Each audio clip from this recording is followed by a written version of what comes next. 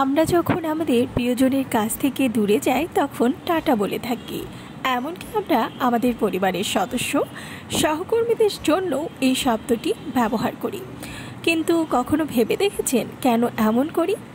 আপনি কি কখনো ভেবে দেখেছেন কেন বিদায় বলার সময় আমরা টাটা বলি? এই শব্দ কোথায় থেকে এসেছে? টাটা কিন্তু কোনো বাংলা শব্দ নয়।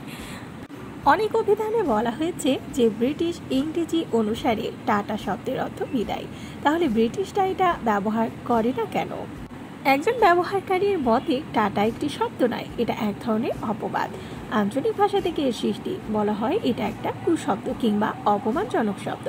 ব্রিটিশ মহিলারা ভারতীয় মহিলাদের এবং তাদের সন্তানদের ডাকতে এই শব্দটা ব্যবহার করতেন। একটা নির্ভরযোগ্য তথ্য অনুসারে এই শব্দটি ইংরেজিতে প্রথম ব্যবহৃত হয়েছিল 1823 সালে, যার সম্পর্কে নিউ ইয়র্ক টাইমস 1889 সালে ফেয়ারফিল্ড শব্দ হিসেবে এটি ব্যবহার করেছিল, যার পরে এই শব্দটি 1940 সালে বেশ জনপ্রিয় হয়ে উঠেছিল।